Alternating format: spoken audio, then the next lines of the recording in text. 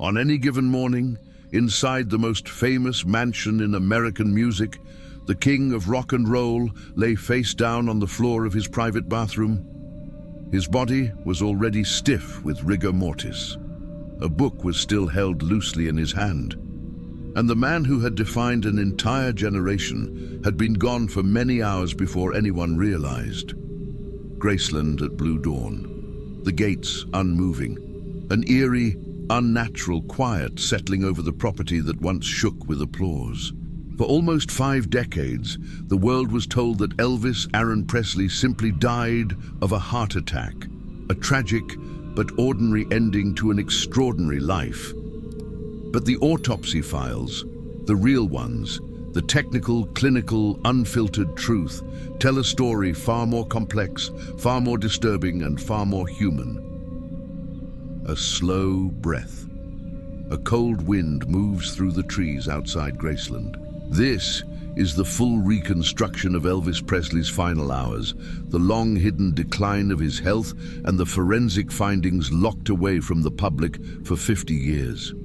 Elvis Presley woke late on August 16th. He was 42 years old. But physically, his body carried the wear of a man decades older. Insomnia had become his constant companion. Nights stretched into dawn, and the bathroom, small, windowless, isolated, had become the only place where he felt he could quiet the noise inside his mind. Cut to reenactment. Dim bathroom light, shadows, pill bottles scattered across marble countertops. Elvis lived inside a cycle that no longer obeyed his control. Sedatives to finally force sleep, stimulants to shock his body back awake, and more prescription drugs to keep functioning through each day. It was a system designed by doctors who were meant to help him, but in reality enabled him. To fans around the world, he was preparing to board a plane that night for another tour stop. Behind closed doors, the truth was not glamorous. It was exhaustion, layered on top of dependency, layered on top of physical breakdown. Yet Elvis tried to maintain normalcy. He played racquetball inside Graceland. He laughed. He sweated. He sat at the piano afterward and sang a few lines, not with the power he once commanded, but still with a softness that reminded those around him of who he had been. He talked about marriage. He talked about the future. But beneath all of that, his body was losing the quiet war it had been fighting for years. Night descends over the mansion. That evening, Elvis told his fiancée, Ginger Alden, that he was going to the bathroom to read. She later said he asked her not to fall asleep until he returned. Those words, in the hours that followed, would take on a dark and haunting weight. The house is silent. Outside, the cicadas hum. Inside, time moves unnoticed. Hours passed. Ginger drifted in and out of light sleep, waiting for Elvis to step back into the room. But he never did. Around mid-afternoon, she rose and walked toward the bathroom door. When she pushed it open, she froze. Elvis lay on the floor, face pressed into the carpet, the book still in his hand. His skin was pale, his body was cold. Rigor mortis was already firmly set in. This single detail meant everything. Elvis had been dead for many hours, likely since the late morning, long before anyone realized something was wrong. Ginger screamed for help. The panic echoed through Graceland. Joe Esposito and others rushed in. CPR was attempted in desperation, but it was clear from the moment they touched him, there was nothing left to revive. Paramedics arrived minutes later, sirens cutting through the Memphis heat. Elvis was transported to Baptist Memorial Hospital, but the monitors showed no heartbeat, no pulse, no electrical activity of any kind. The king of rock and roll was gone. At approximately 3:30 that afternoon, Elvis Presley was officially pronounced dead on arrival. Crowds formed outside Graceland within minutes. Radio stations interrupted programming. TV anchors struggled to find steady voices. Millions around the world felt the ground shift beneath them. But inside the hospital, behind closed doors, another story was already beginning. Elvis Presley's body was wheeled into the morgue at Baptist Memorial Hospital. What followed was an autopsy unlike any other in American pop culture history. Not because of who he was, but because of what was found. And the room is stainless steel. Fluorescent lights buzz.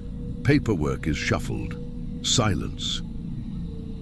The procedure was led by Dr. Jerry Francisco, the Shelby County coroner. Pathologists and medical examiners gathered in the room, fully aware that whatever they documented that day would be studied, debated, and questioned for generations. But before the first tissue sample was examined, before the toxicology analysis began, before the internal organs were fully evaluated, Dr. Francisco stepped outside and gave reporters an immediate answer. Elvis Presley had died of cardiac arrhythmia, a heart problem, and nothing more. It was a statement made far too quickly, hours too quickly, and it instantly raised red flags inside the medical team. How could anyone claim a definitive cause of death before the autopsy was even complete? Inside the morgue, the examination continued, and the findings were deeply alarming. Now, the camera pans through diagrams and scans. Vincent's voice turns more analytical, more somber. Elvis Presley's body did not resemble that of a 42-year-old man. It showed the accumulated damage of a body pushed far past its limits. The heart, dangerously enlarged. Elvis's heart weighed nearly twice the size of a normal adult male heart. Its walls were thickened, struggling to pump blood through arteries narrowed by severe atherosclerosis. This was the heart of a man perhaps in his late 60s or 70s, not one who had been alive for only 4 decades. The liver, scarred, swollen, compromised. The liver was enlarged, infiltrated with fat, and showing early signs of scarring. Decades of heavy, irregular eating habits combined with relentless prescription drug use had placed enormous stress on the organ responsible for filtering toxins. The lungs, weakened by years of smoke. The lungs showed clear evidence of chronic irritation. Cigars, second-hand smoke, and the strains of performing through illness had left their mark. The skin and tissues, premature aging. Elvis's skin had lost its natural elasticity. Edema and tissue breakdown appeared across the body, signs of a system drowning under chemical and physical stress. The colon, the most shocking revelation, and then came the finding even seasoned pathologists whispered about in disbelief. Elvis suffered from an extreme case of chronic constipation, often called megacolon. His colon was massively distended, nearly double the size it should have been, and severely impacted. This wasn't a minor condition. It was a chronic, debilitating medical crisis caused by the long-term use of opioid-based prescriptions. Had Elvis survived that morning, doctors later concluded his colon was dangerously close to rupturing, a fatal event on its own. This single condition explained so much. The chronically swollen abdomen, the stomach pain he complained about, the unpredictable weight changes, the fatigue that overshadowed his final years. Behind the music, behind the fame, behind the myth. Elvis had been living in constant, silent physical misery. The worst revelation was still ahead. The toxicology. What came back from the toxicology lab would challenge everything the public had been told. It would expose what was happening inside Elvis Presley's body long before that final morning, and reveal why the truth was sealed away for half a century. When the autopsy team completed their initial examination of Elvis Presley's body, one truth became impossible to ignore. The king of rock and roll was not a man who died suddenly, but a man whose body had been in a state of collapse for years. Yet even those staggering discoveries were only the beginning, because the real answers, the answers science would later confirm, would come from the toxicology lab. A few days after Elvis Presley's autopsy, the toxicology results returned to the medical team. And what they found was not simply concerning, it was devastating. Inside the report, multiple sedatives, multiple opioids, multiple depressants. Codeine appeared at levels considered toxic. Large amounts of Demerol were present. Quaaludes were detected. Placidil, another powerful sedative, appeared as well. Valium was found, and traces of additional prescribed substances showed up across the screening. This was not a single pill taken at the wrong time. This was a dangerous combination of drugs, each one capable of slowing breathing, each one capable of depressing the central nervous system, each one capable of straining a heart already twice its normal size. The cocktail worked like a chain pulling him downward.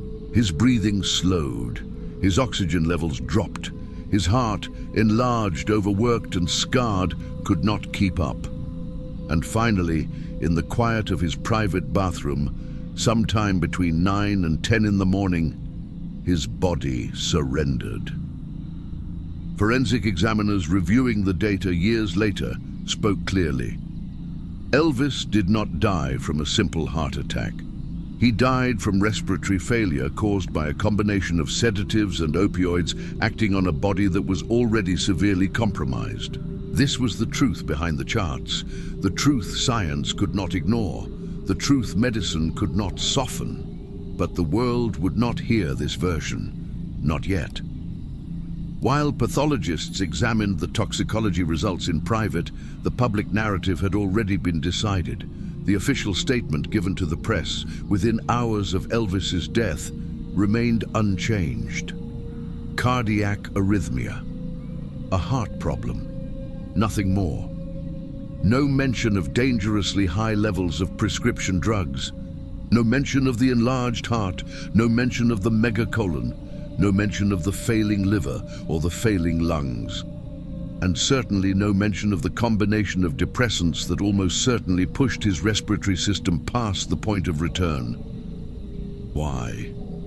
Why create a narrative so far removed from what the autopsy revealed? The answer, according to insiders, was simple.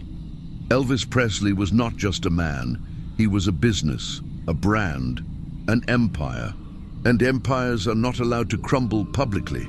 Doctors disagreed internally. Some argued the truth should be released. Others insisted the damage to his legacy would be too severe. But ultimately, it was not the medical team who made the final decision. It was the Presley family.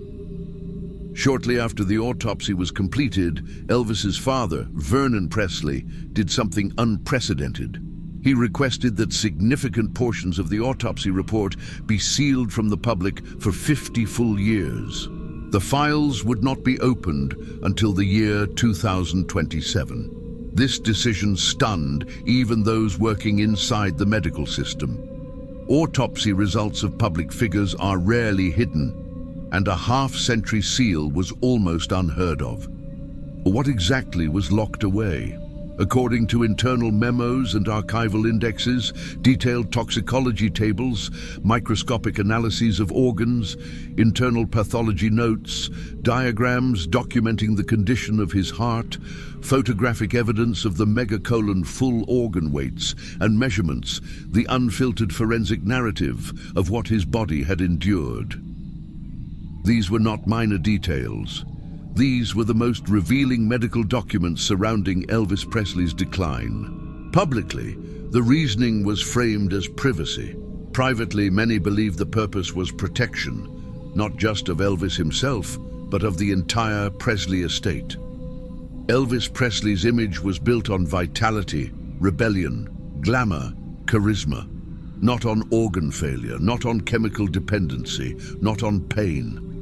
Keeping the documents locked away for half a century would ensure that generations of fans would remember the king as he appeared on stage, not as he looked in the final years of his life. But secrets have gravity, and over time, pieces of the truth began to slip through the cracks. As the decades passed, medical experts who reviewed the available data began challenging the official story. Forensic pathologist Dr. Cyril Wecht, a respected figure with decades of experience, openly stated that Elvis's toxicology results pointed clearly to drug-induced respiratory failure. Other specialists who examined the files echoed the same conclusion. The combination of sedatives and opioids found in his system, along with his compromised heart, diseased liver, and severely impacted colon, created the perfect storm. And the numbers behind Elvis's prescriptions were shocking. His personal physician, Dr. George Nicopolis, known to fans as Dr. Nick, had prescribed over 10,000 doses of various medications in a span of 9 months. While Dr. Nick defended himself, claiming he was treating a man in constant pain, critics argued that he became part of a system of enabling that allowed Elvis's dependency to spiral without intervention. By the 1990s, the medical consensus became clear. Elvis Presley's death was not sudden. It was gradual, it was preventable, and it was the result of long-term physical decline, exacerbated by an overwhelming reliance on prescription drugs. Still, the seal remained. The official narrative remained untouched. The truth, suspended in time, waited for 2027. To understand how Elvis Presley truly died, you have to understand the physical burdens he carried long before that final morning. The emotional tone deepens. Elvis lived with chronic pain, chronic exhaustion, digestive paralysis from opioid-induced constipation, a heart working far beyond its limits, a liver trying desperately to process mountains of medication, sleep patterns that no longer resembled sleep at all. He traveled with suitcases of prescription bottles. He ate heavy meals at irregular hours. He performed through dizziness, fatigue, and abdominal pain. He collapsed backstage more than once. His body had been signaling distress for years, but the show went on. It always went on. Because stopping the show meant confronting the truth, that the king was not invincible. Elvis was suffering inside a myth too large to escape, and everyone around him preferred the myth. In the end, the weight of fame became the weight that crushed him. Now the camera returns to the autopsy table. Stainless steel, stark lighting, stillness. When you combine everything, the toxicology results, the enlarged heart, the diseased liver, the failing lungs, the severe megacolon, the hypertension, the exhaustion, and the years of prescription dependence. One final forensic conclusion emerges. Elvis Presley died from respiratory failure, induced by a dangerous combination of sedatives and opioids, which triggered cardiac arrest in an already failing heart, inside a body overwhelmed by long-term medical deterioration. He was not killed by a single moment. He was killed by years of pain, years of dependency, years of physical decline hidden beneath the spotlight. It was not dramatic. It was not theatrical. It was not the kind of ending that legends are supposed to have. Elvis Presley died alone on the floor of a bathroom long before the world was ready to let him go. Now the tone shifts into quiet reflection. And so the final chapters of Elvis Presley's medical story remain locked away, sealed in an archive, untouched for almost 5 decades, waiting for the year 2027. And inside those documents are the final missing pieces, the precise drug concentrations in his tissues, the microscopic slides showing cellular damage, the full narrative of organ deterioration, the complete photographic evidence, and the pathologist's candid assessments. When those files are opened, they will not rewrite the legend. They will reveal the man behind it. The man who carried the weight of a global empire, the man who fought pain with prescriptions, the man whose body gave out long before his voice ever did. Elvis Presley lived loudly. He died quietly. And the truth of that silence is what the sealed autopsy holds. Elvis Presley will always be remembered as a force of nature, the boy from Tupelo who changed the sound of American music forever. His voice shook arenas. His charisma reshaped culture. His presence became a part of global history. But behind every legend is a human being, a body that can break, a spirit that can tire, a life that can crack under its own weight. A beat of silence. Elvis's autopsy does not diminish his legacy. It completes it. It shows the cost of being the king. It shows the reality behind the myth. And it shows how even the brightest stars can fade in ways the world never sees. He did not die on stage. He did not die in the spotlight. He died alone, quietly, a man overwhelmed by the legend he created. And that is the truth hidden for 50 years.